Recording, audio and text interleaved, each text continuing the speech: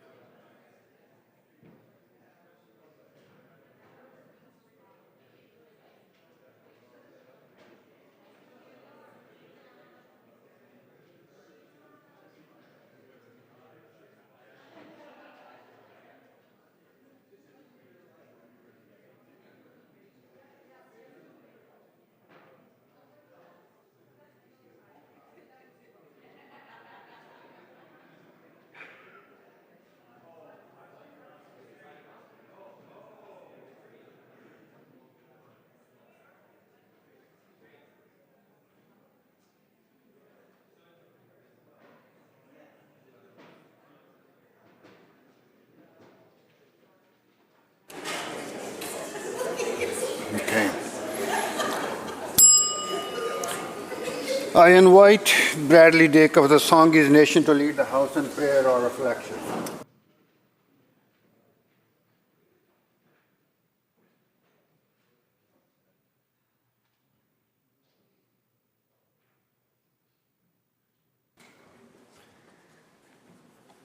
Haitz kasiem sie na hiawak. Haitz kasiem na quilia na I aimat lelam. Haitz kasiem tiascoicha na quilia. So just like to thank the Speaker of the House, to thank members of the House, to thank our family up in the gallery as well, and perhaps those that are joining virtually today as well. We've learned to navigate in a very hybrid way in how we come together. And I have the good fortune of being here not only as a Lekwungen individual from what we refer to as the place to smoke herring, and we know it today as Songhees and Esquimalt Nations. I also have the opportunity to speak on behalf of the Moosehide campaign today. And a part of that formality is the blanket, the headband, and what we refer to as the tela, the hiring of that speaker to do that work on behalf of the family. I want to acknowledge my relative, my Shayeth, Adam Olson. Our families are connected through marriage, and it's always humbling and a great honor to know that we have family doing work on behalf of our communities and speaking in the interests and needs of our nations as well, as many of you do, of course. So namakwa tiasquechel, Tzalakwangan tanuh, na i'aima chasa.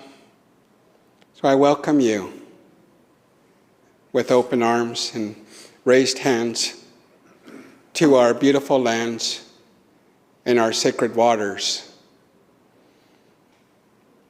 We're brought together today, and I see many wearing that moosehide pin. We're brought together in mutual heart, love and compassion, to acknowledge, but also to affirm that we're taking a stand against violence against women and children in our communities. Because as many of you, I'm sure, can relate, there are our future generations are what we refer to as our spaken, our flowers. So how we nurture and look after our gardens, whether it be here of the house or our homes and community, that it's our role to look after those beautiful flowers so that they don't have to experience why we wear those pins.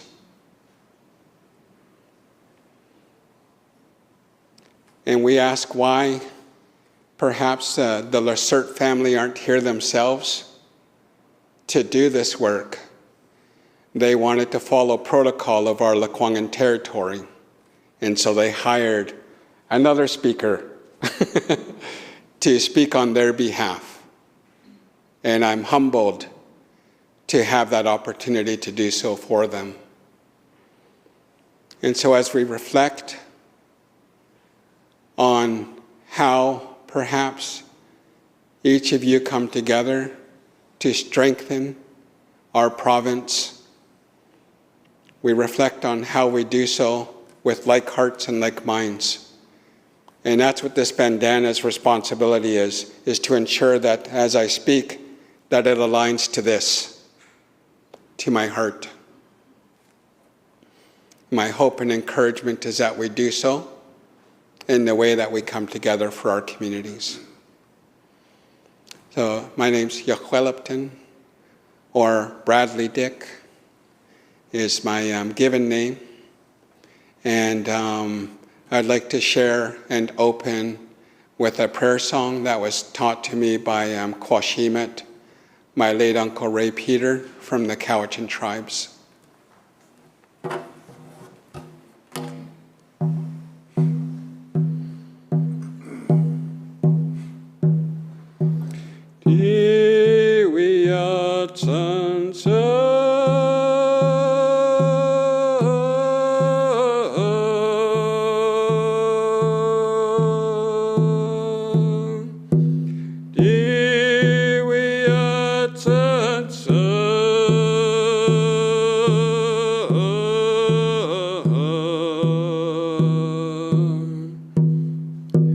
Let's go,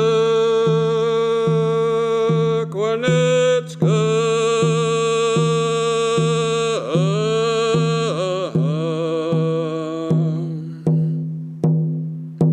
What ye we are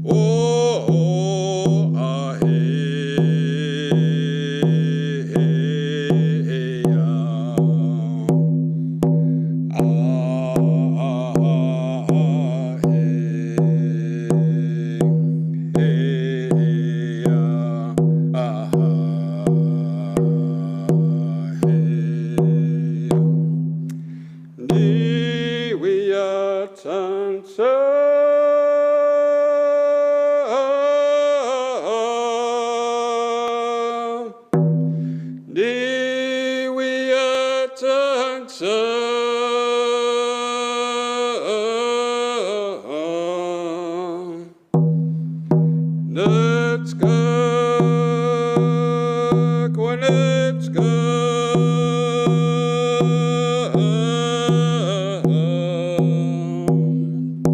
What ye we are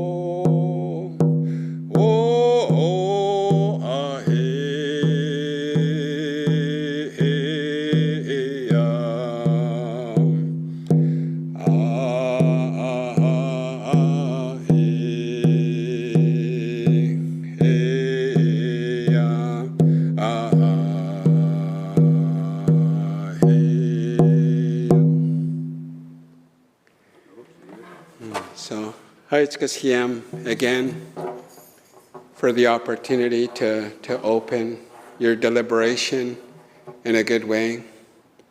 I hope in your own way that you ask for that love and guidance in the way that you work and walk on behalf of our communities.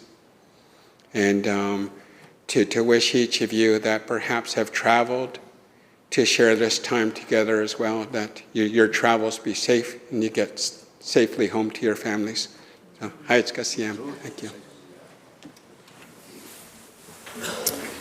Thank you. Thank you, Bradley, for your beautiful prayer and beautiful song. Thank you. Introduction by members. Minister of Agriculture. Thank you, Mr. Speaker.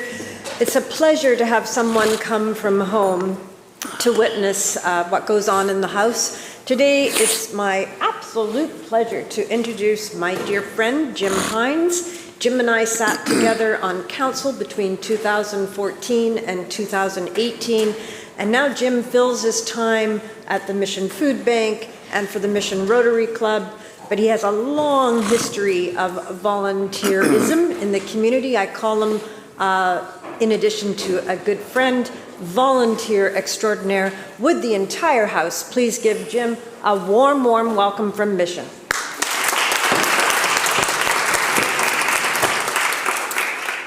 Minister of Public Safety and Solicitor General.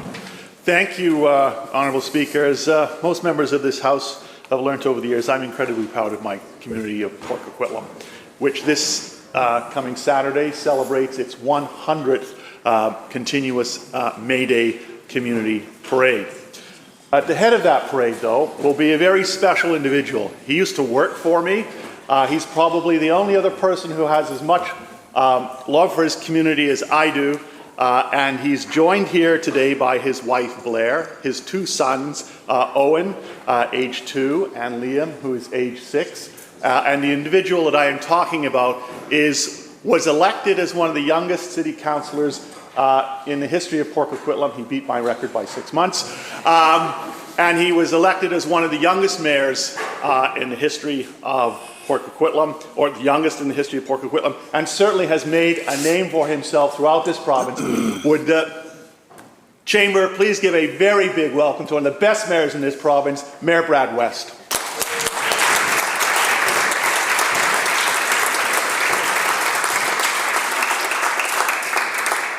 Leader of the Official Opposition. Thank you, Mr. Speaker. Mr. Speaker, today in the gallery we're joined by a longtime former colleague of many of us, the former cabinet minister under the premiers Glenn Clark, Dan Miller, and Ujjal Dosanjh, a longtime fighter for, pardon me? Oh, he's on the, of course. And now allowed to sit on the floor of the legislature, of course, as a former MLA and a longtime fighter for rural issues and labor issues. And by the way, the latest member of BC United. Will we welcome Harry Lally with us here today?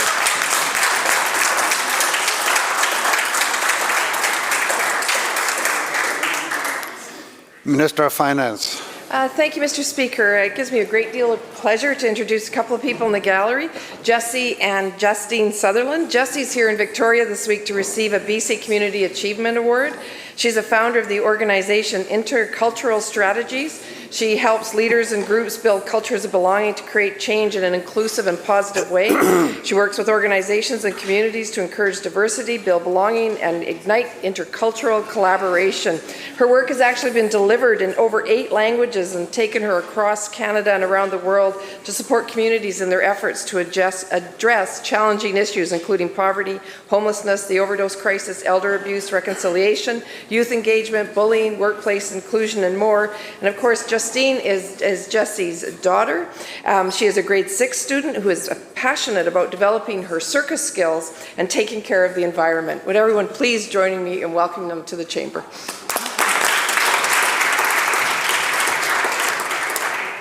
Leader of the Third Party. Thank you so much, Honourable Speaker. I have a few introductions. Number one, here today in the gallery is Vivica Ellis, the Executive Director of the Centre for Family Equity, formerly the Single Mothers Alliance. I want to congratulate Vivica and the Centre for their transition to a new name and thank them for all of the work they do on behalf of people in British Columbia. And I ask that the members make Vivica most welcome today. And Honourable Speaker, it's the last day of session. It's the last day with our interns. We haven't introduced them yet this session, so I'm just going to take a moment to introduce our 2 interns, Kayla Brent and Jacob Schober. Kayla has taken every task thrown at her and not only done it well, but done it with grace and confidence. She needs to write a book about her last 6 years. She has spent time in every part of the Green universe, the constituency office, the riding association, the party, now the caucus. She's done the Tour de Green, all before her mid-20s, and after seeing all 4 options, she's picking a career in winemaking. She's conquered politics, and she's off to conquer the wine industry. We are going to miss Kayla's quick mind, her ability to take on anything, and we know she'll continue to change the world for the better. And as Kayla well knows, the BC Greens are indeed Hotel California, so we expect to see her back. Jacob, as he refers to himself as the other intern, but he is certainly not secondary. Jacob has charmed us with his candor, a record speed meme maker, and an excellent source on electoral information. He's a lover of free food, public health, and healthy democracy. Our staff will remember him fondly for his quirks, including the time where he raved about a show about a guy who faked his way into a law firm, to which they all replied, "You mean Suits?" Jacob is turning his attention to the world of law school next. We have no doubt he will continue to blaze a trail forward for good governance, transparency, and accountability. We are very grateful to Jacob and Kayla for their hard work and contributions to this place, and we wish them the very best in their next chapters. Thank you, Honourable Speaker. Minister of Mental Health and Addictions. Thank you, Mr. Speaker. I'm really pleased today to be able to welcome to the gallery the staff who work in my ministry office. Isabella Lee, Jada Smith, Thomas Jin, and Erica Greenup. And not in the chamber, but surely watching, is my Chief of Staff, Seamus Wolf. I am very grateful to all of them for their support over the course of the session and for all of the work they do on an ongoing basis. It's a bit bittersweet today, though, because we are losing Erica at the end of the session. She is moving on to a position in the public service as a policy analyst, where she is going to bring her infectious energy, her sharp analysis, and her extraordinary talent. So we will be very lucky to continue to benefit from her work. Thank you very much for all of your service, Erica. Would the House please join me in making them very welcome today? Member for Delta South. Thank you, Mr. Speaker. Today we have some special guests in the House that are related to our great Sergeant-at-Arms, Ray Robitaille. And I want to say, first of all, thank you to Mr. Robitaille and the great security people that keep us safe here. Certainly noticed more staffing now at our doors in the last 6 months or a year, and it's great to see the job that Ray's doing. I want to say that Ray's wife, Carol, is with us today, and his daughter, Anna Robitaille, and her boyfriend, Braden Neufeld, are here today, and I believe they're from Calgary. And they're sort of related to my wife and I's best friends in Ladner, but that gets very complicated. But anyways, thank you to Ray for all your good work, and please welcome Ray's family up above.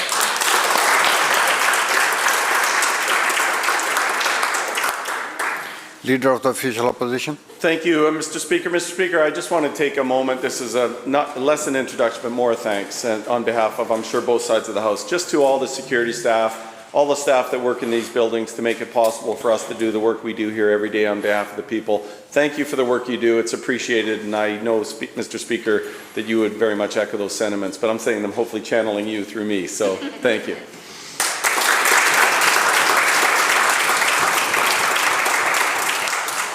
Member for Richmond Queensborough. Thank you, Mr. Speaker. June 21st is International Day for Yoga. We celebrate physical and spiritual well-being.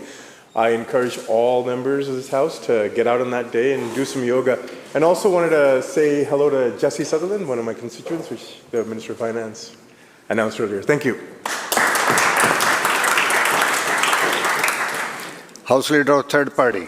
Yeah, thank you, Mr. Speaker. Today is the last opportunity for my colleague and I to raise our hands in gratitude to someone who's played an integral role in our team in the policy work that and the work that we're able to accomplish in here is in large part due to the incredible work of Haley May. And it's with sadness that we say that Haley's going to be leaving the BC Green Caucus and moving on to do other work in the BC government. And we're very pleased that she will continue to work on behalf of the people of British Columbia, because we've known Haley to be one of the best, and to support my colleague from Cowichan Valley and I in a way that few have been able to. Haley has been the policy lead for our health work, our work in Indigenous relations and reconciliation, public safety, mental health and addictions. That's one of the things about the policy team in the BC Green Caucus is that you usually carry a very, very heavy workload, and Haley has done so with grace and with just incredible work on our behalf. And so we just want to raise our hands in gratitude to Haley, thanking her for everything that she's done to support us, but also on behalf of British Columbians to raise these important issues. And we're sad to see her go, but excited for the next steps in her career. And with that, thank you, Mr. Speaker. Member for Richmond South Centre. Thank you, Honourable Speaker. Today I want to take a moment to express our gratitude to Han Fong Sang.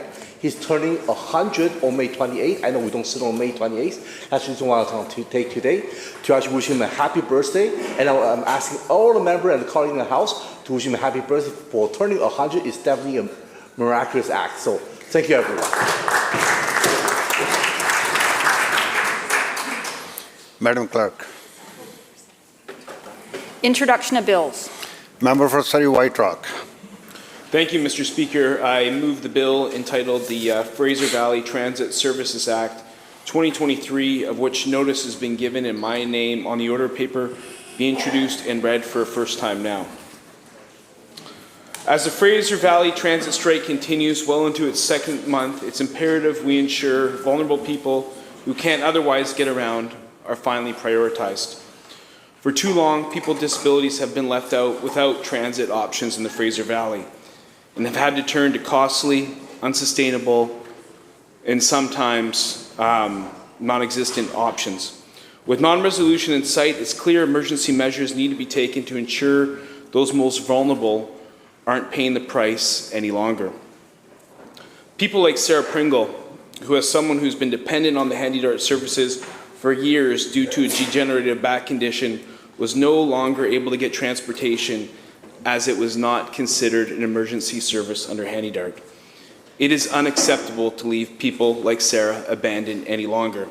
Today I introduced the Fraser Valley Transit Services Act 2023 that, if implemented, would ensure Handy-Dart vehicles get back on the road as soon as possible to help people with disabilities that have been disproportionately impacted by the transit strike. I'll add Trevor Klassen as one of those people as well. Trevor has not been able to get to his appointments. He's been dependent on Handy-Dart services in the Fraser Valley. That has been non-existent. He is now relying on friends and family and other costly means. We also talked about a brain injury victim. I canvassed this with the Minister in estimates. I think he agreed with me wholeheartedly that these were essential services. I look forward to his support. With that, Mr. Speaker, I think that this bill is very important. I look forward to the dialogue ahead. Members, the question is first reading of the bill. All those in favor indicate aye. Opposed? Motion carried. Member. I move the bill be placed on the orders of the day for second reading at the next sitting after today. You have heard the question. All those in favor indicate aye. Opposed? Motion carried.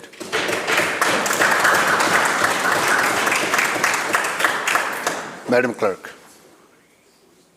Statements by members. Member for Columbia River Revelstoke. Well, thank you very much, Mr. Speaker, and it's an honor today to rise in this House to share a story and the message of Moose High Campaign Day. It's a day grounded in ceremony, a call to join in reconciliation and demand the end of gender-based violence in British Columbia and Canada. In 2011, a father and a daughter were hunting moose in northern BC together, which is kind of cool because I've hunted with my own daughter. They felt the connection to their surroundings within their carrier territory, along with the Highway of Tears, a 725-kilometer corridor of Highway 16 between Prince George and Prince Rupert, where so many women have gone missing or have been murdered. They were inspired to use the hide of the moose they harvested to create 25,000 pins as symbols of this anti-violence movement. Wearing the pin signifies your commitment to honor, to respect, and protect the women and our children in our lives, and speak out against gender-based and domestic violence. Today, over 3 million pins are being worn across Canada as a symbol of this commitment. This small square of moose hide stays pinned to my lapel 365 days a year. It has opened so many interesting conversations for me and others about how we must fight for safer province and country for women and for children. As a father, as a husband of boys and girls, it's a difficult topic to discuss, but it needs our attention and it needs our continuing commitment. Women and children are counting on us to amplify their voices, name the issue, and work towards change. Shockingly, Stats Canada reports that 1 in 3 women will experience sexual assault in their lifetime. The devastating impact of these experiences can't be overstated. The heartache and the trauma left behind by these experiences can affect every aspect of daily life, tearing apart the world of the survivor and their families. So, Mr. Speaker, I end with some thoughts. If you witness violence, say something. We must focus on educating each other and our children that violence is not the way. It's not okay. Let's do this for ourselves, our wives, our daughters, and our sisters, our nieces, our mothers, and our friends. It is by standing up for the rights of women and girls that we truly measure up as men. So please wear your moose hide patch with the purpose and intent it was created for. Thank you, Mr. Speaker.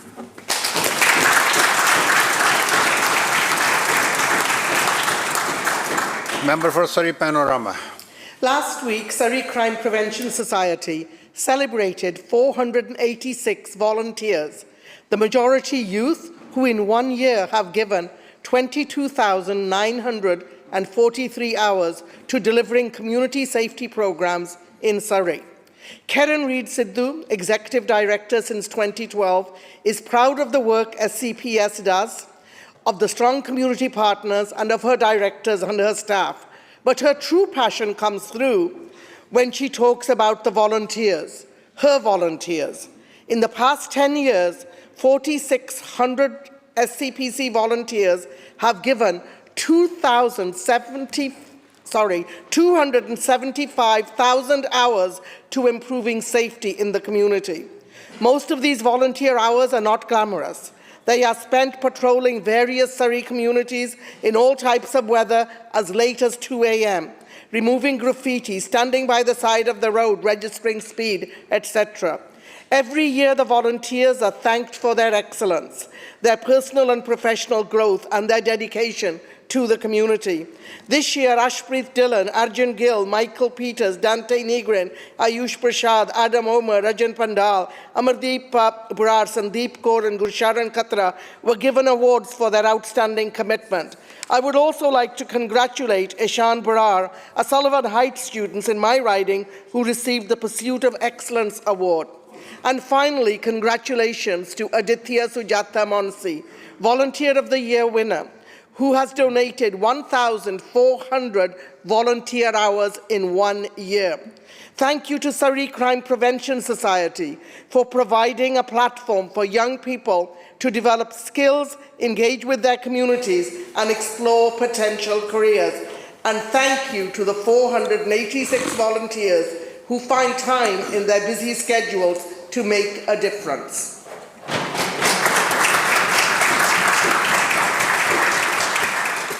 Opposition House Leader. Thank you, Honourable Speaker.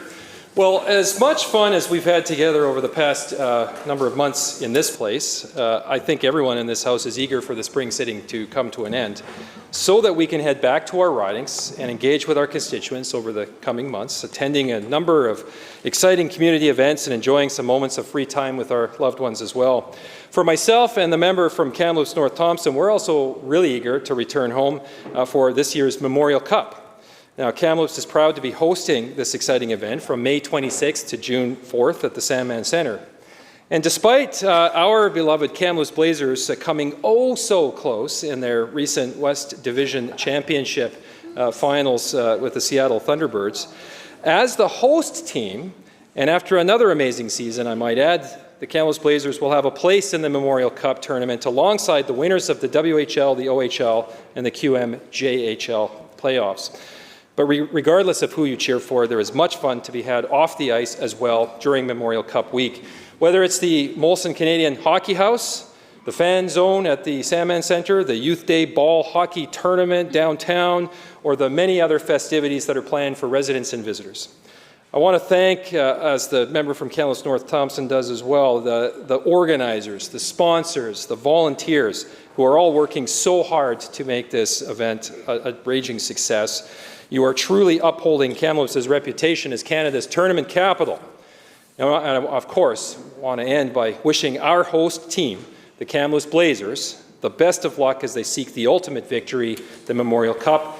After a nearly 30-year hiatus, we are ready to welcome everyone in Kamloops again. Thank you, Mr. Speaker.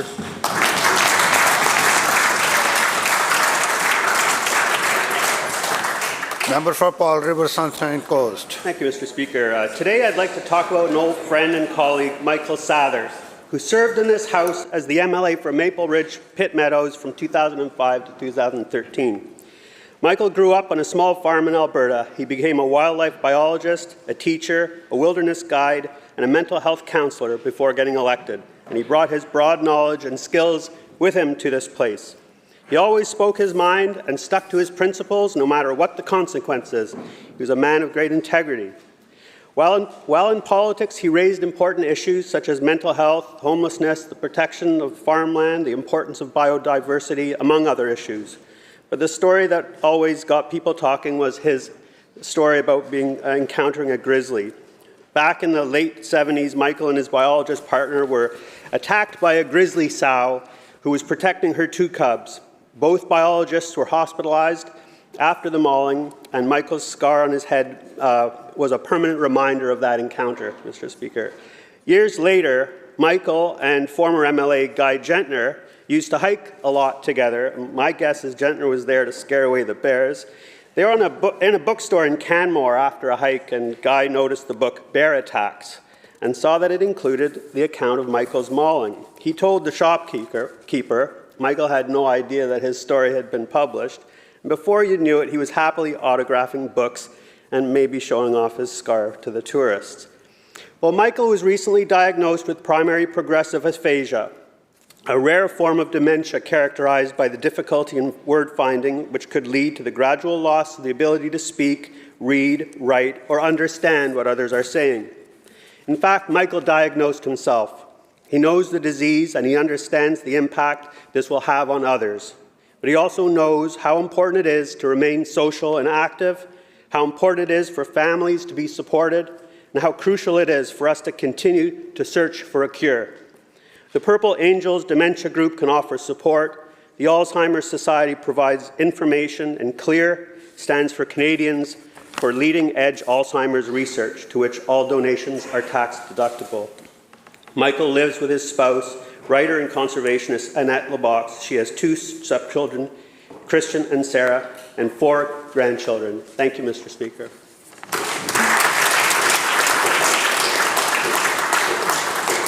Leader of the Third Party. Thank you, Honourable Speaker. I'm delighted to talk about Transit for Teens, a campaign led by the Centre for Family Equity. The Transit for Teens campaign advocates for the province to allow free transit for kids up to age 18 in every transit system in BC.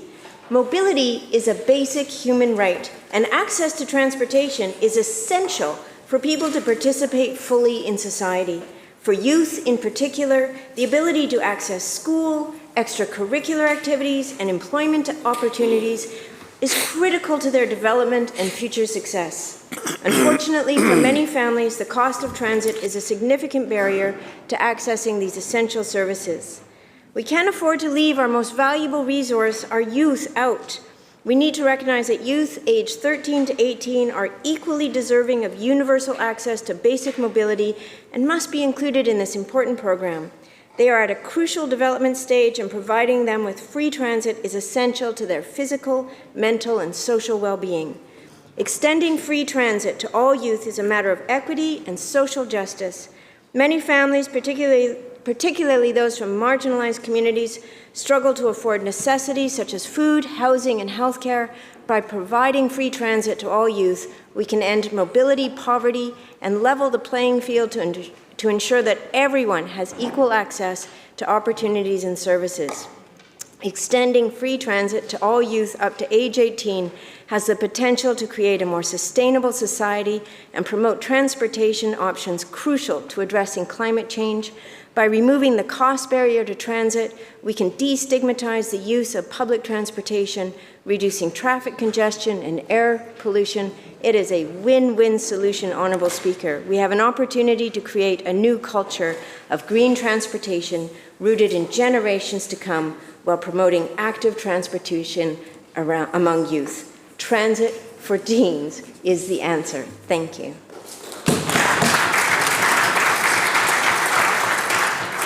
Member for Port Moody Coquitlam.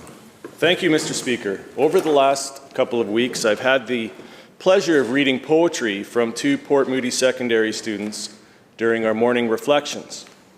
I put a call out for poetry a few months ago because I wanted to give young people a chance to speak directly to us, the leaders, the ones working to address the big challenges we face together as a society. The poems that I received were creative and reflective, but a lot of them also conveyed concern for the future. As we look around the world today, we do see things that are causing concern. We see wildfires burning out of control in our neighboring province in May.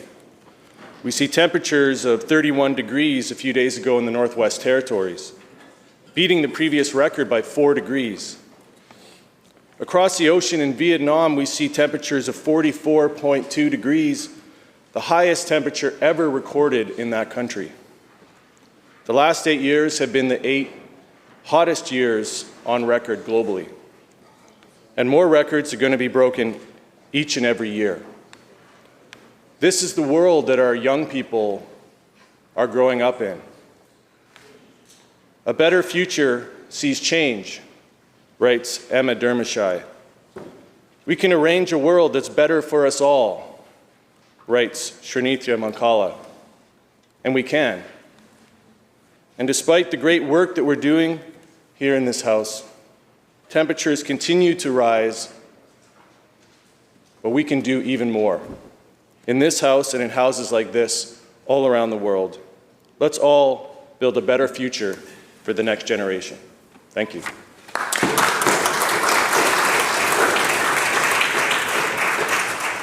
Madam Clerk. Oral questions by members. Leader of the Official Opposition. Thank you, Mr. Speaker. Mr. Speaker, another day, another new revelation in the Premier's BC housing scandal.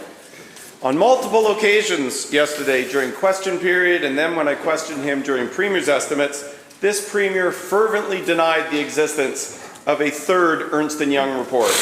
His exact words were, and I quote, "I'm not aware of a third report," end of quote. But then all of a sudden, 10 minutes later, a miracle. His memory was refreshed. Isn't that remarkable?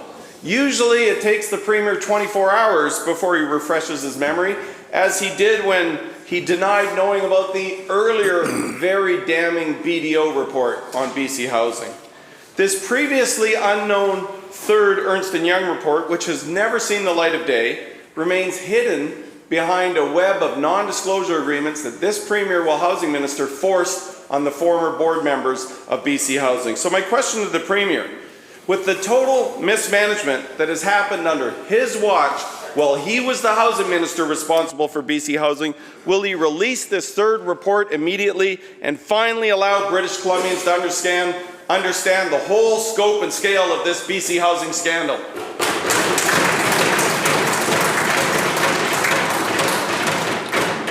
Premier.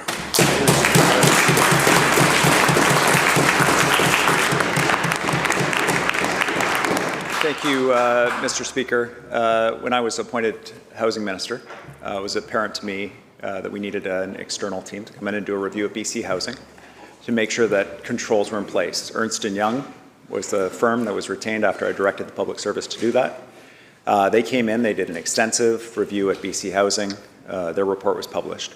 During that work, individuals from BC Housing came forward with very serious allegations with information to the review team about systematic efforts by the then CEO to avoid the conflict of interest agreement that was meant to regulate his relationship with his partner, who was the CEO of Atira. They were supposed to stay clear of that conflict of interest, and what they found was that wasn't happening. They provided information to me that was a profound concern. It was provided through the public service.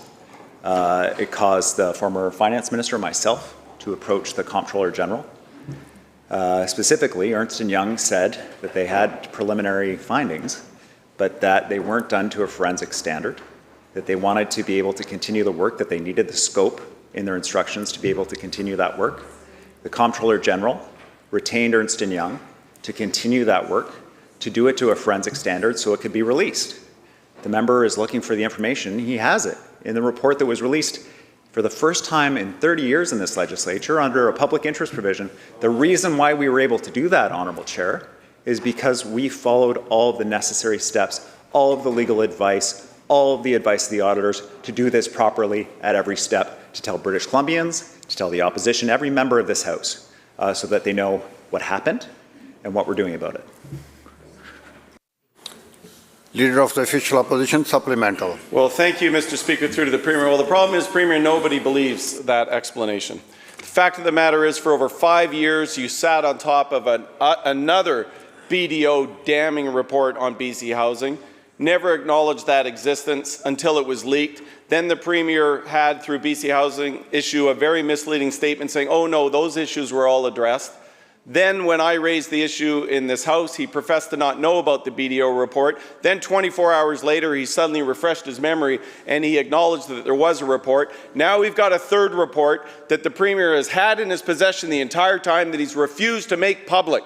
And the question we are asking, in the midst of this BC housing scandal where the public is demanding answers, why won't this Premier release that report and give the public the opportunity to see the full scale of the disaster that you oversaw while you were the minister responsible? Through the chair, member. And so, Mr. Speaker, apart from the fact that we are seeing these terrible results and outcomes in all of the housing programs that this government has brought forward thus far, and we're seeing record homelessness in virtually every community in this province, we still have to recognize that this Premier, then Minister responsible, his abject failure as a housing minister, while he sat on top of numerous scathing reports, while the drumbeat and the alarms were going off about all the challenges at BC Housing and Atira, how can anyone trust this Premier if he continues to refuse to release information that should be in the public realm?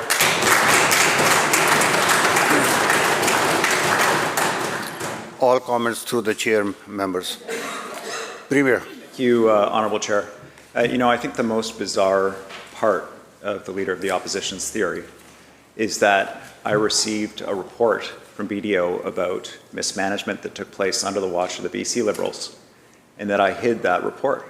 It's bizarre, Honourable Chair. It doesn't make any sense. And it is part of a pattern, though.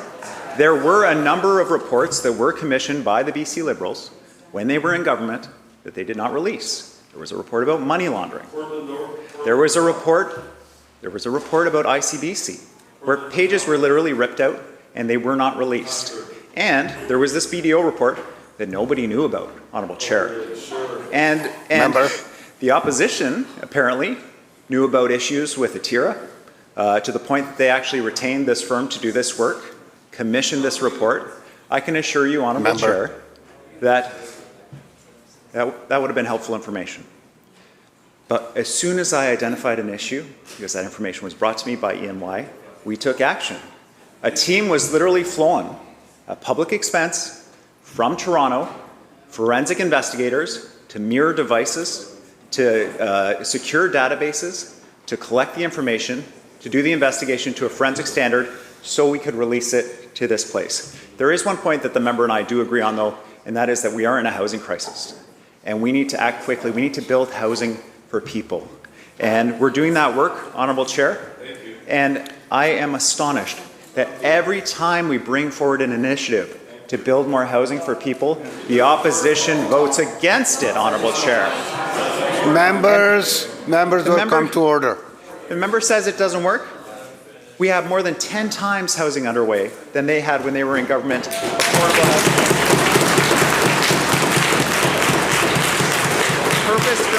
Purpose-built rental construction up 650% on our watch compared to them. Housing starts up 70% on our watch compared to theirs. Honourable Chair, just imagine where we would be if they had done that work when they were on this side of the House, instead of us having to clean up their mess.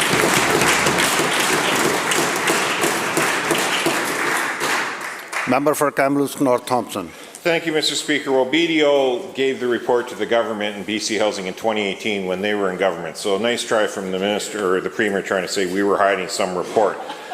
But, Mr. Speaker, the reason these answers don't stack up and the people don't believe the premier is because daily there's a new wrinkle to what's going on with his BC housing scandal.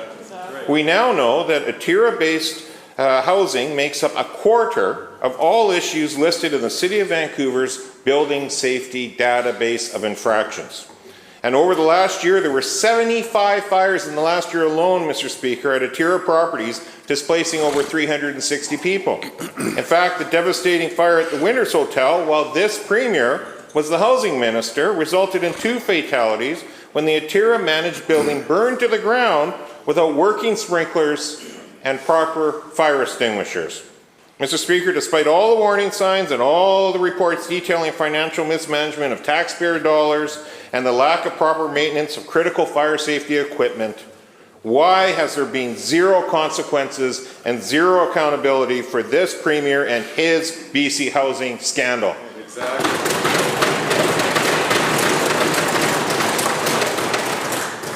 Minister of Housing. Thank you so much.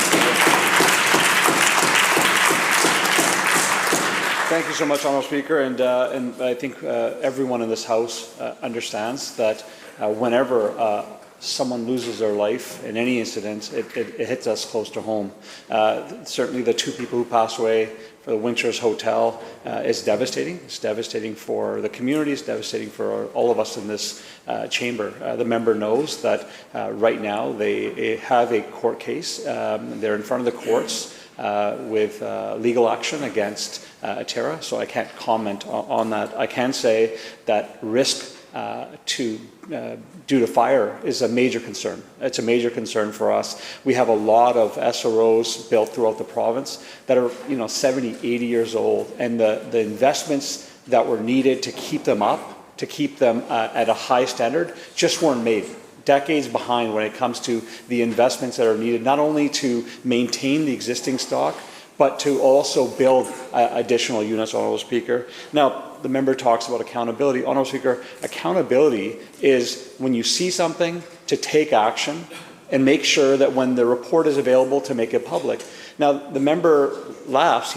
Maybe he thinks the leader of the opposition thinks this is funny. This is not funny. This is a very serious issue, Honourable Speaker. And I think it's fair for the public to say, why were issues raised in 2012 and nothing was done?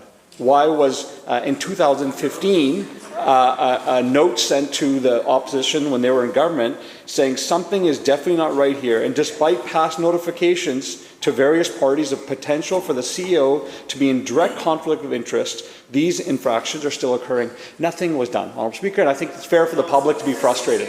Honourable Speaker, I think it's fair for the public to be frustrated. But I can share with the members that when the Premier saw action, he saw an issue, he took action, and Honourable Speaker, we released the report. We released the report without redactions, Honourable Speaker, and it's vitally important that we do that because we want the public to know that when we see recommendations that we're going to take them seriously, Honourable Speaker, because at the end of the day, our goal is to make sure that we are providing housing for the most vulnerable people, and we're going to continue to do that work. Member for Kamloops North Thompson, supplemental. Thank you, Mr. Speaker. Well, this Premier's fingerprints are all over this BC housing scandal, and this is just a short recap. Suppression of the damning 2018 BDO report, the false press release from BC Housing claiming the problems were fixed, the highly critical Ernst Young report released during the Canada Day long weekend, the buildings that the Premier announced now on the evidence list of the same forensic investigation, buildings in major disrepair, and now a third report that the Premier refuses to release. And what is the Premier's response to this mounting list when he was the minister responsible, Mr. Speaker? Let's more than triple the funding to the same agency that's in the center of all of those. And you wonder why, Mr. Speaker? Well, maybe it's because in that same time frame, the head of Ontario was bragging, openly bragging, about how they were pressuring and manipulating the government to get whatever they wanted out of them. At the same time, this Premier was tripling their funding. So again, when will there be any accountability for this Premier's role in BC housing scandal, and when will there be actual consequences?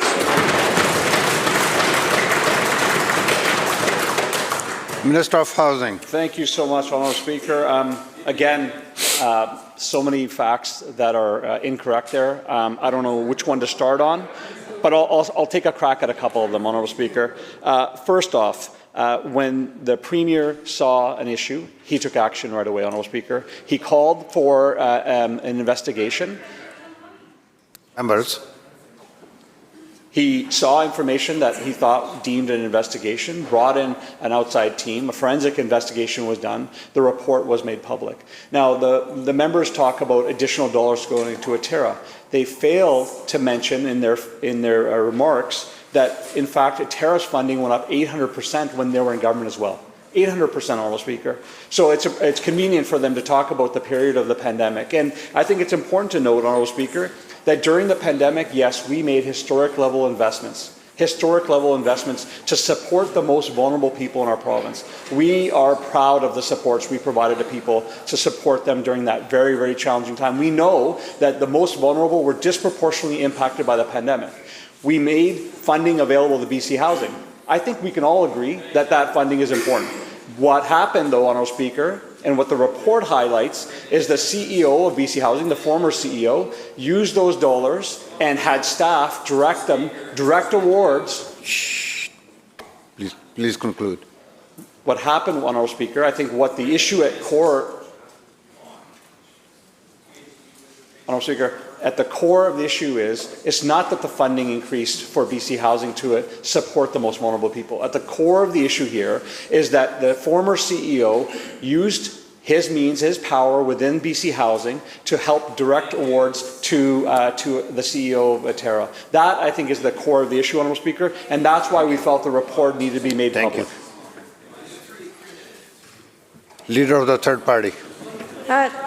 Thank you, Honourable Speaker. I appreciate the Minister for Housing talking about supporting the most vulnerable. I think that is the role of government. We're staring down a summer of more wildfires, potential extreme heat. In a couple of days, we're expecting 35-degree days in the middle of May. This government has had 6 years, 3 record-setting wildfire seasons, a devastating heat dome, and unprecedented floods to understand just how serious climate disasters are.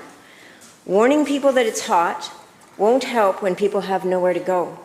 It's this government's job to protect the lives and, in particular, as the Minister says, support the most vulnerable. My question, Honourable Speaker, is to the Premier. Where can people go to get out of the heat, and how does he expect the most vulnerable, including the elderly and people with disabilities, to get there? Minister of Housing. Thank you so much, Honourable Speaker. I really appreciate the member's question. It is certainly top of mind for us, given that we are seeing warmer temperatures. I can share with the member that just a couple of weeks ago, I met with doctors from across the province, talking about how we can collectively help the most vulnerable people, make sure we have policies in place, not only in the short term, but also long-term policies to support people through what will be, I suspect, warmer temperatures as we move forward. I can share with the member that part of the conversations, we talked about enhanced education and supports for operators to check on most help for vulnerable residents. We have a plan right now around distribution of cooling supplies like fans and ACs. We have specific cooling rooms at sites within buildings, and work is being done right now adding window films and external shading and retrofitting from some sites with heat pumps, Honourable Speaker. But we also, I think, talked about what we should be doing over the long term, and I can share with the member that we talked about updates to BC Housing's design guidelines, construction standards, standards to integrate passive and active cooling measures to better support ventilation and filtration systems. So I agree with the member, a lot of work has to happen. We have been doing that work and we'll continue to do it. Leader of the Third Party Supplemental. Thank you, Honourable Speaker, and I appreciate the response from the Minister. And as he knows, and we all know, this weekend a heat wave is coming. 619 people died in the 2021 heat dome. Last year, the Chief Coroner recommended giving air conditioners to the most vulnerable, the elderly, those with disabilities, those who can't move with ease. But this government has missed the deadline to review that request and has done very little that's new to save lives with the heat that we're about to receive. And I appreciate the Minister's comments on what is coming, but we are 2 years since the heat dome and the recommendations that came out of that, and we've missed that deadline to review. My question, again, is to the Premier. He went on a spending spree earlier this year. Why did that not include air conditioners for those who are most at risk of heat-related death? Minister of Health. Well, thank you very much, Honourable Speaker. And in fact, as members of the House will know, substantial action is taken in addition to all the steps referred to by the Minister of Housing. With respect to emergency response, there's a very significant support for all our dispatch services of all kinds, including those passed in supplementary estimates in this House. We've added in 2021 to BC EHS 539 permanent, regular, full-time paramedic positions. Further, 222 in November of 2022. New ambulances, new air ambulances, Honourable Speaker. A new system of heat alert and response system called BC HARS was put in place in June of 2022 in advance of that season's hot days. And in fact, there were 6 alerts last year, Honourable Speaker. We've put in place the health effects of anomalous temperatures coordinating committee, which does this work through the BC CDC and health authorities and other leaders, including the First Nations Health Authority. We've added significant cooling capacity across our long-term care system using our own supports and supports for the federal government. And we continue to work to improve things. We know, Honourable Speaker, that the effects of climate change on people's health at all seasons of the year, but particularly in summer, can be profound. And that's why we are taking action on every front to deal with it. Member for Surrey White Rock. Thank you, Mr. Speaker. When it comes to standing up for SFU football, this government has been MIA. The minister even stood in this House and dismissed the successful 57-year-old program as, and I quote, fledgling, end quote. This is a provincial university and it falls under the provincial government, who at the very least should be standing up to support these student athletes and its alumni. When will this Premier finally show some leadership and actually stand up for these student athletes and call for the reinstatement of SFU football?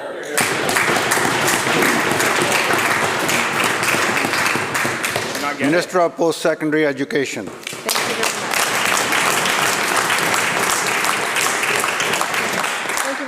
Mr. Speaker. I appreciate the member's question across the way. The members know full well that post-secondary institutions, as independent institutions, determine their programming as best they see fit with their board and their administration. I will say, however, that SFU has hired a special advisor that will be working with the Football Alumni Association, with the student athletes, with the administration around steps to go forward. I have been hearing from student athletes as well as coaches and others from the football community, and there is certainly frustration. This has been a team, and the member acknowledge, and I acknowledge, this has been a team that has been around for a very, very long time. There have been certainly been disappointment around this decision that the institution has made, and they are listening to the various component parts of all of this challenging time. And I will say that SFU has been paying particular attention to the student athletes, supporting them with their commitment to for their making sure that their needs are met around providing counseling services and other supports. But Mr. Speaker, again, SFU is taking leadership. They've hired a special advisor that is going to be working with all component parts of the situation in order to resolve what's going on. House Leader of the Official Opposition. Thank you, Mr. Speaker. Well, the Thompson Region Family Obstetrics Clinic, which delivers 60% of all babies born each month in Kamloops, has announced that they're not taking any new patients after July 31st, effectively implementing a permanent closure. Now, Mr. Speaker, this is a dire situation, and you know it is when over half of the pregnant women in Kamloops, a city of 110,000, cannot access the prenatal care and the obstetrics care that they need. And this crisis is further complicated by the fact that 2 in 5 Kamloopsians, or 50,000 people, do not have access to a family doctor. It's unacceptable that these women are told to go to the overcrowded ER for even the most basic tests. It's unacceptable that many are left to scramble trying to access prenatal care from as far away as Prince George and Abbotsford. It's unacceptable that many of these women and their partners are having to face a decision of possibly moving out of Kamloops, leaving their jobs, in order to access basic care that should be available in Kamloops. Mr. Speaker, we raised this question 3 months ago in this House, and characteristic of this government, the response was, we're having meetings, we're in discussions. Well, since then, this crisis has gotten worse, and expectant moms are increasingly filled with stress and fear and anxiety. And I want to quote just one. Jenna Duclos interacts with many pregnant women in her role as the Director of Community Services at the YMCA in Kamloops. She hears every day the struggles of these expectant moms. And I quote, "I've met multiple moms who have no care and have had to schedule TELUS Health virtual doctor's appointments to get referrals for blood tests and ultrasounds. These same women have no idea on a weekly or monthly basis how they're measuring, if a baby is growing appropriately, or if they are missing important tests. They have no one to talk to ask these basic questions. One mom told me she's visited emergency 9 times because of worries about her baby.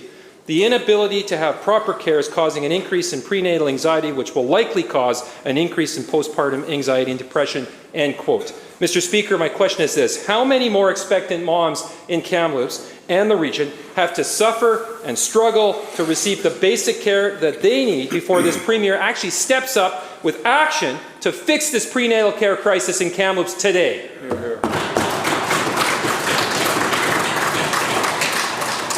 Minister of Health. Well, thank you, Honourable Speaker. And the way I think you resolve issues and you work to improve services is you work with the people who deliver those services. And that's precisely what we're doing in Kamloops. The member will know that the fee-for-service model has proven itself to be ineffective. When I became Minister of Health, our system was overwhelmingly fee-for-service. He'll know that more than 3,000 doctors across BC, including 480 who didn't previously provide family practice, have joined the new payment model. Why was that successful? Because we worked with doctors. We have, Honourable Speaker, led Canada in the recruitment and the hiring of new nurses, Honourable Speaker, a contrary record to the record of the previous government. We've done that by working with nurses and nurse practitioners in the BC Nurses Union and communities, Honourable Speaker.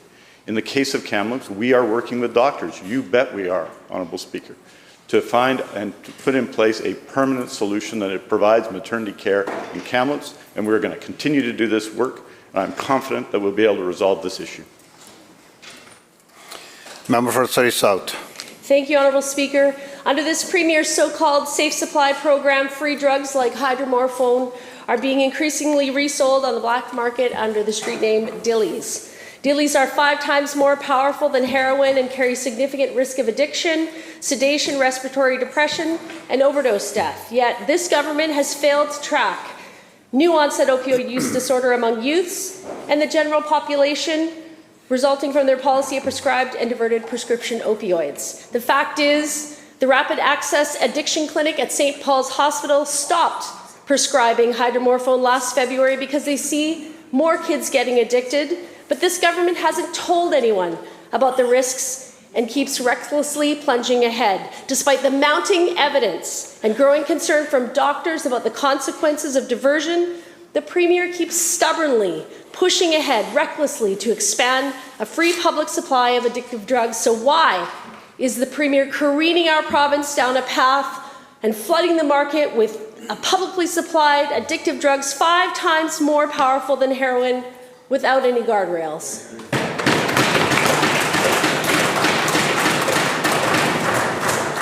Minister of Mental Health and Addictions.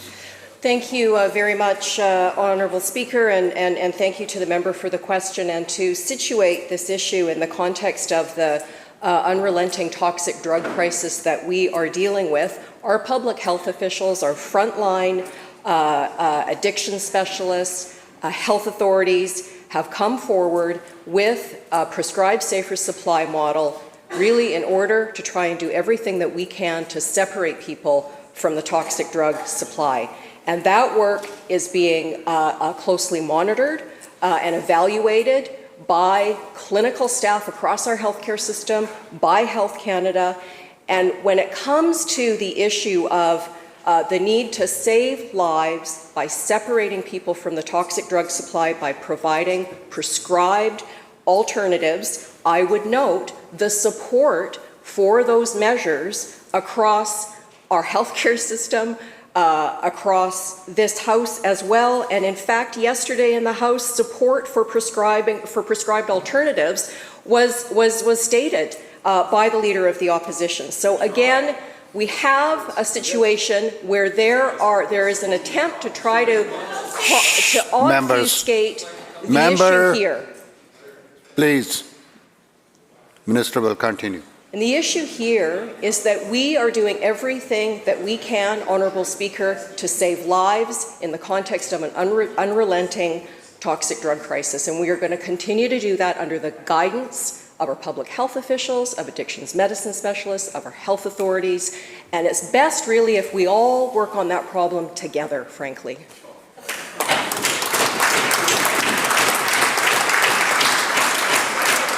Member for Prince George, Valemount. Well, thank you very much. The minister can continue to mischaracterize our position. Here's what it is. There were guardrails that were expected to be in place, and this government has failed abysmally to put them in place. But that's not the only place that British Columbians are feeling increasingly frustrated and, in fact, shocked by this Premier's stubborn refusal to do something that many families are asking him to do, and that is to ban the use of dangerous drugs like fentanyl in public places, including parks, playgrounds, and beaches.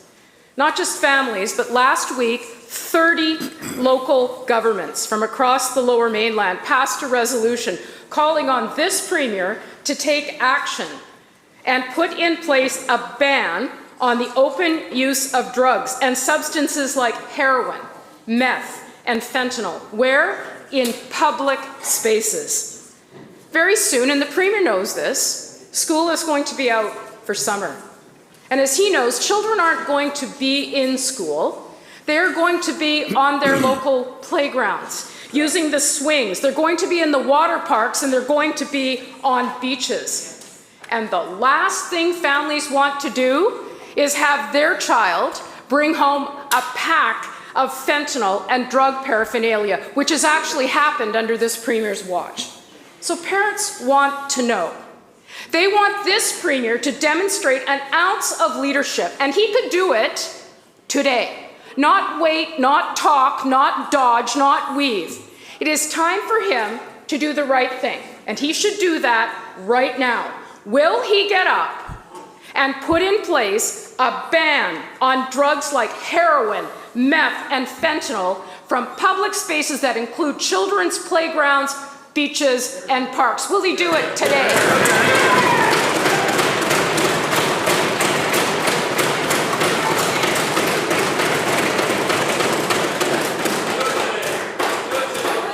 Members, you have already asked the question. It's not the Premier to answer, please. Premier. Thank you, Honourable Chair.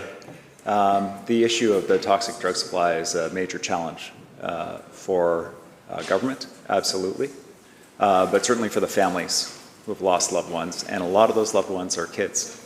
The member's right. This is killing kids.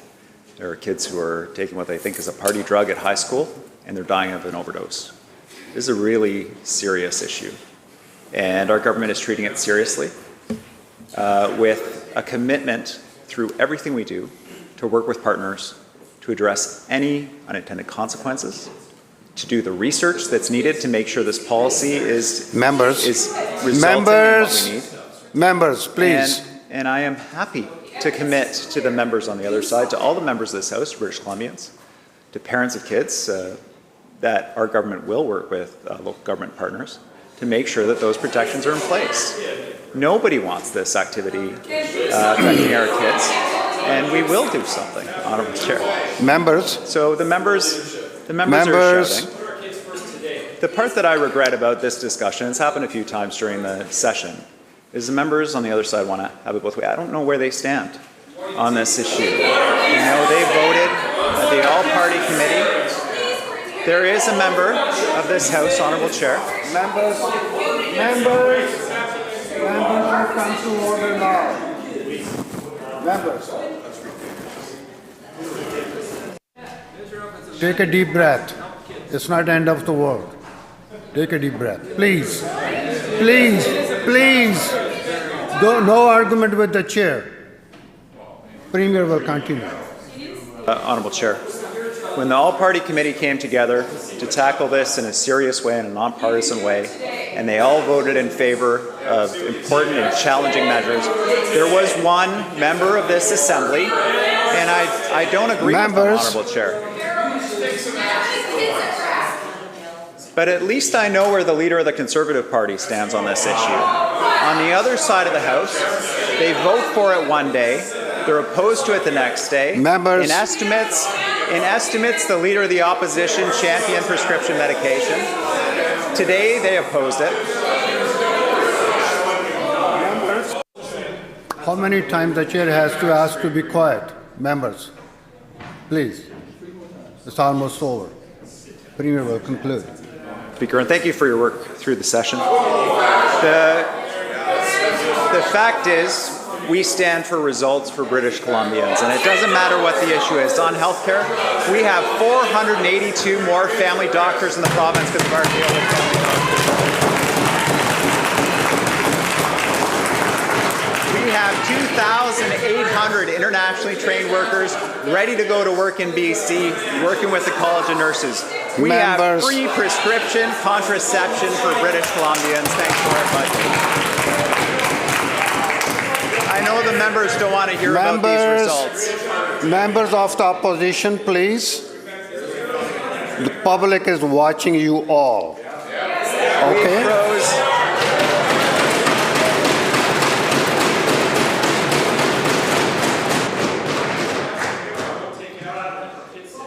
Tell us the last day of session, Honourable Chair.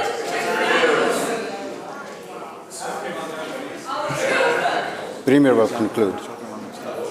We froze ICBC rates for 2 years. We deployed a new housing action plan to build housing for British Columbians in every corner of this province. Our economy is leading Canada in economic growth, one of the lowest unemployment rates. We're setting records on trade. 20,000 new jobs this session alone. We are getting results for British Columbians on those issues. We'll get results for British Columbians on this issue. And we can't wait to continue the work. Thank you, Honourable Chair.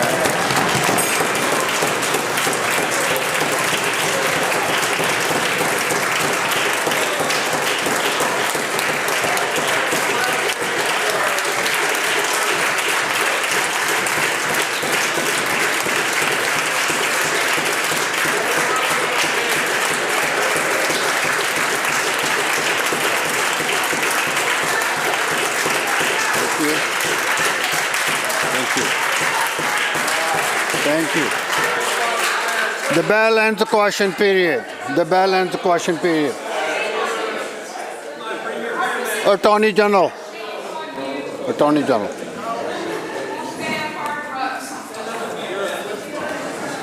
Member, Minister, hold it. Member for Columbia River Revelstoke. Member of Columbia. No personal comments, please. Attorney General. Mr. Speaker, I have the honor to table the final report of the 2022 Judicial Compensation Commission with recommendations to the Attorney General and the Chief Judge of the Provincial Court. The Judicial Compensation Commission is a constitutionally required independent body that is appointed every 4 years to determine the remuneration, allowances, and benefits of the provincial court judges and judicial justices.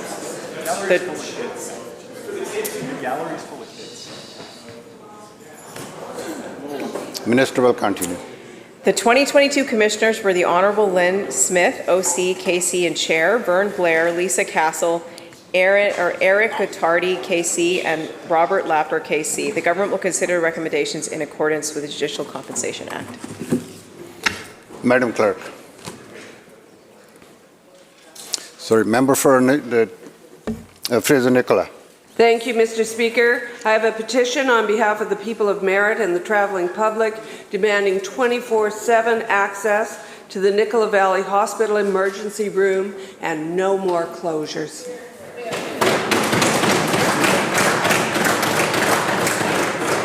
Member for Kamloops North Thompson. Thank you, Mr. Speaker. I have an updated petition with another 1,100 signatures about further dysfunction in IHA related to the family obstetrics clinic's closure, pending enclosure in July, demanding that the government actually take action. Thank you. Madam Clerk. Orders of the day. Government House Leader. Honourable Chair, can I seek leave to make a quick introduction? Is leave granted? Please proceed. In the gallery today, have got Molly Wilkins and Caitlin Warbeck, who are just an amazing team. My admin team in my office. I want to thank them for all the work they've been doing, and I want to congratulate and thank Karen Sidhu, who's been was my EA, who's my MA. She is going to be leaving on mat leave very soon. I'm going to miss her as much as I give her a hard time, and I want her to know that we'll be watching. And when baby Ravi Jr. Is born, we'll have 3 Ravis in the building, and I just want to thank her for all the work and hope the House can welcome all of them today. With that, Honourable Speaker, I would call continued debate on the Committee of Supply for the Office of the Premier. Committee Chair.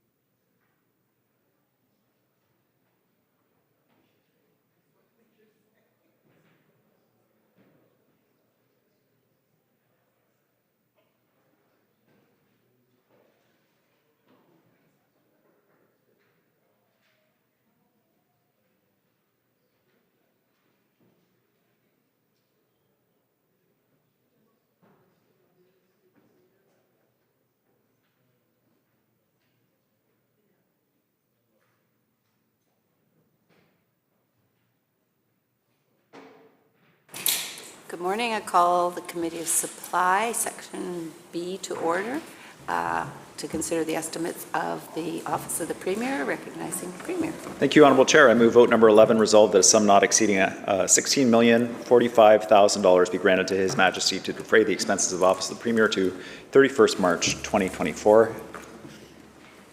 Thank you, Honourable Chair. I just note some young people in the gallery. What they're going to see today is questions to me as Premier about different issues facing the province likely and the activities in my Premier's office, and I'll do my best to answer, and the Leader of the Opposition will ask those hard questions, and we'll have a good conversation. I look forward to it. Thank you, Honourable Chair.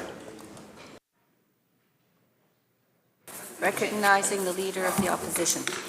Thank you, Chair, through to the Premier. So just to provide a recap on our discussion from yesterday for the benefit of those viewers that are joining us today and didn't have the opportunity to join us yesterday, we canvassed the Premier's remarkable lack of oversight and lack of curiosity, frankly, about the pile of reports and alarm bells that were ringing with respect to the misspending and terrible governance that was taking place at BC Housing and allegedly at their largest housing provider, which became the largest housing provider while that Premier was Minister responsible for housing.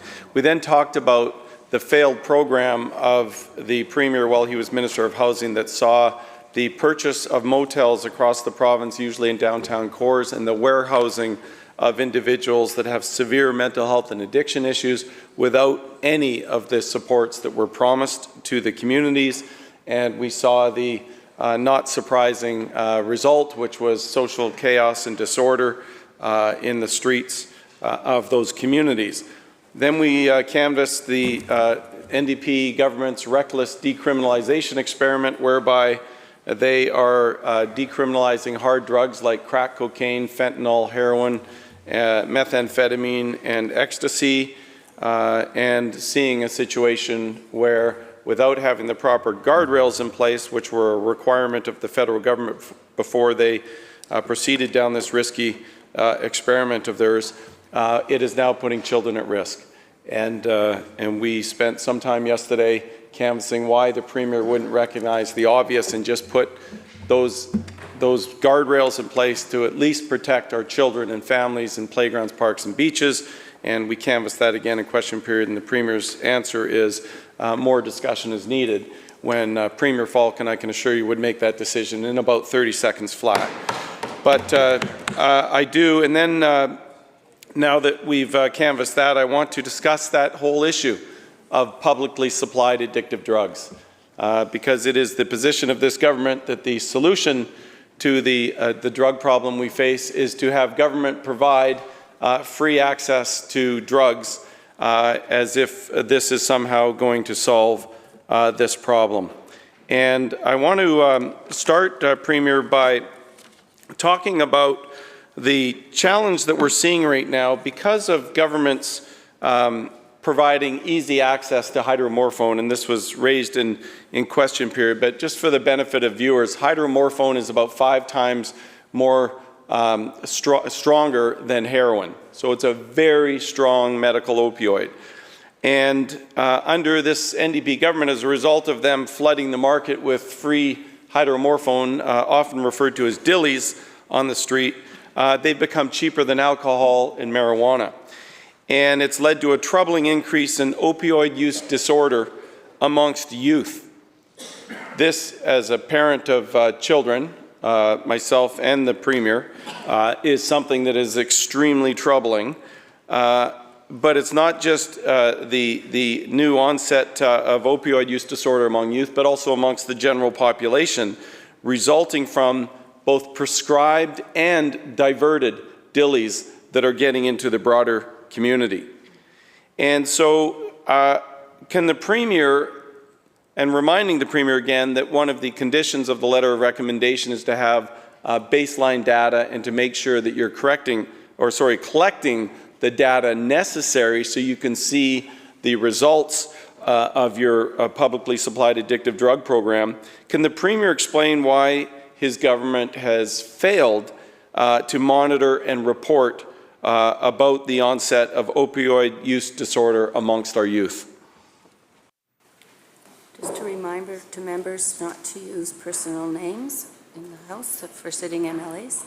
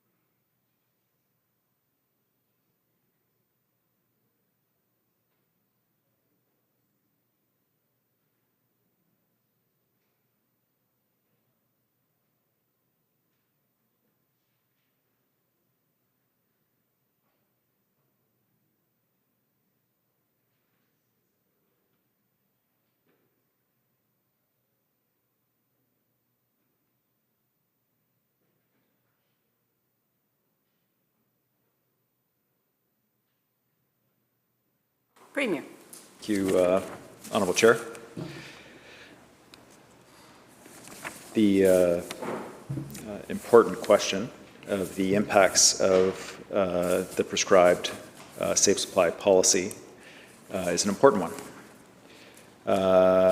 The preliminary findings, I can advise the member, have shown a 76% decrease in mortality in people who receive these prescriptions for opioids compared to those who do not.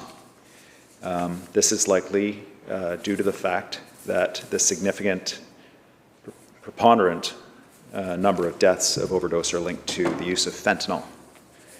If we can get between someone who is addicted to opioids and predatory dealers, selling them products of unknown origin and strength, and get them connected to a nurse practitioner or a physician who's prescribing them the opioid, we have a much better chance of saving their lives, according to the preliminary data, and also getting them into treatment.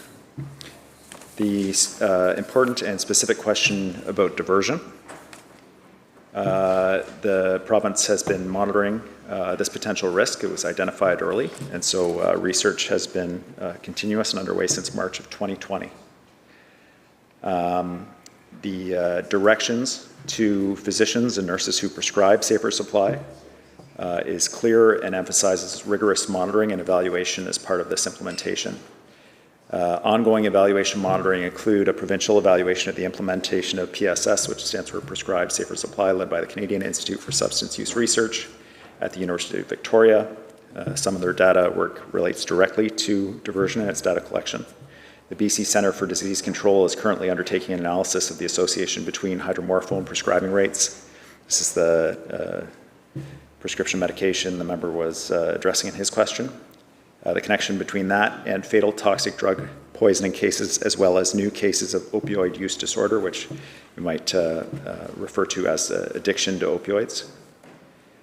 The BC Coroner Service is tracking this through its illicit drug toxicity reports, and the Ministry of Mental Health Addiction tracks external research that may be undertaken independently by scientists.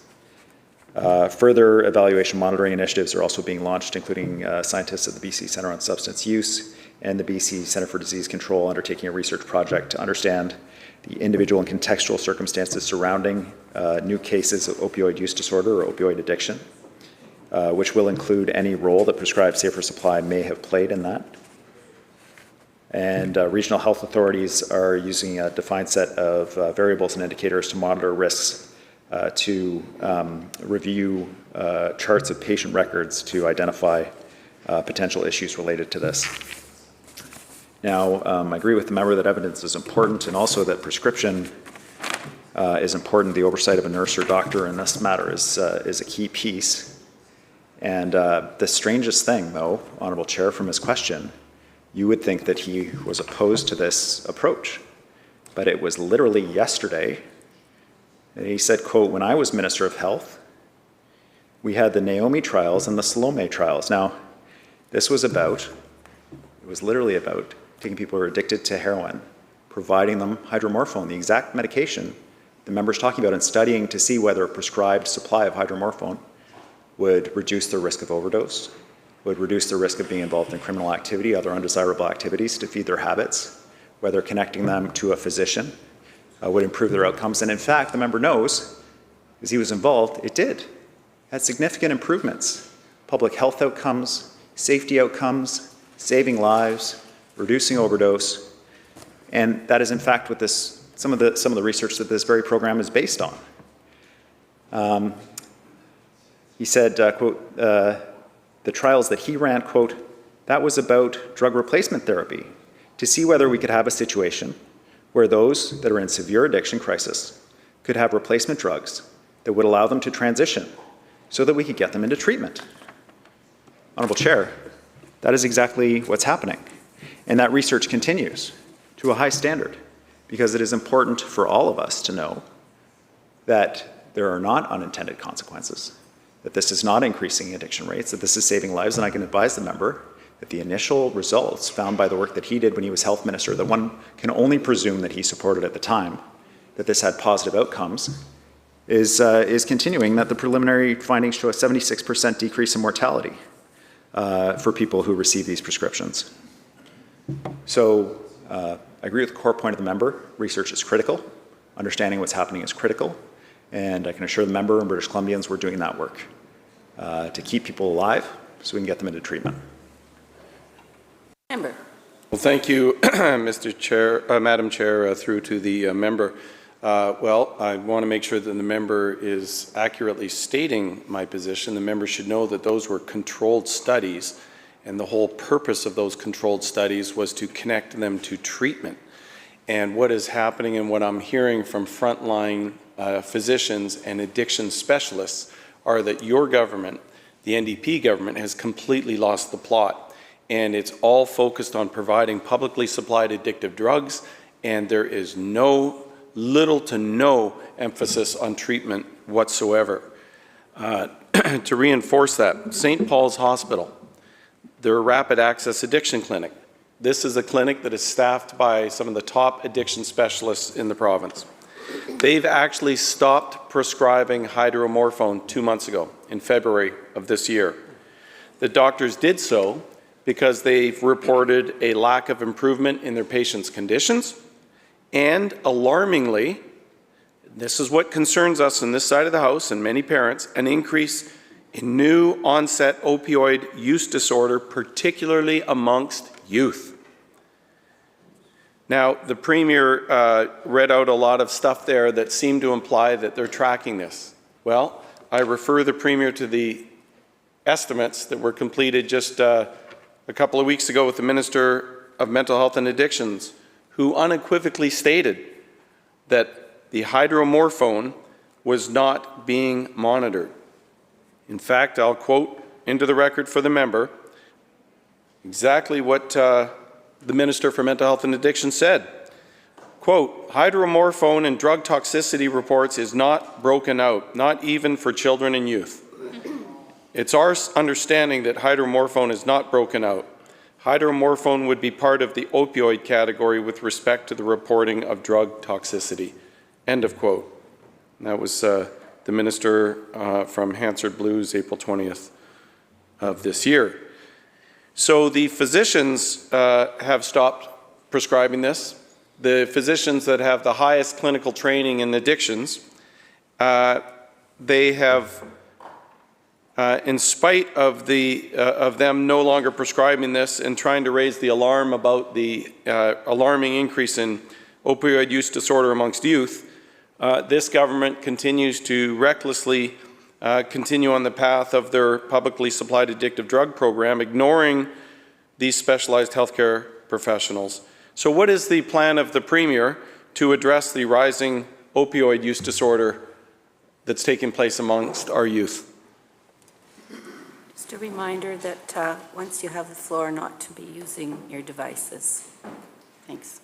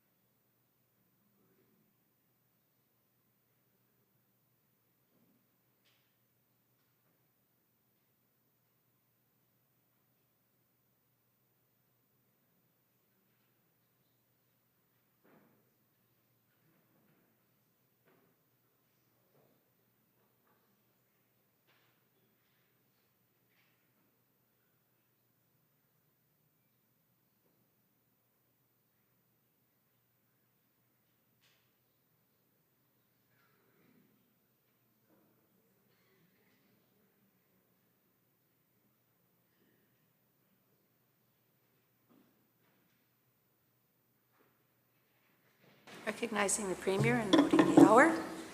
Thank you, Honourable Chair. I move the committee rise and report progress. Ask leave to sit again. You've heard the question. All those in favour? Opposed? Carried. This committee stands adjourned.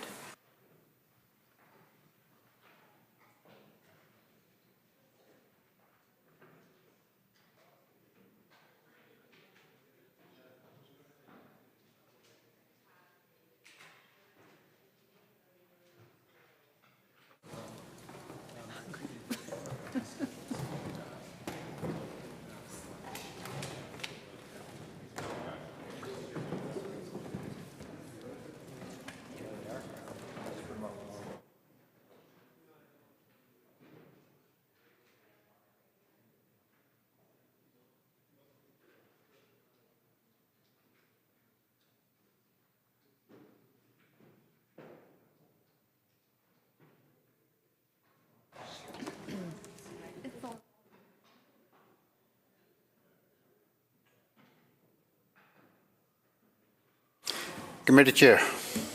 Mr. Speaker, Committee of Supplies, Section B, reports progress on the estimates to the Office of the Premier and asks leave to sit again. When shall the committee sit again, Government House Leader? The next sitting. So ordered. Government House Leader. I move that Members, you heard the question. All those in favor indicate aye. Aye. Opposed? Motion carried. This House stands adjourned until 1 p.m. today.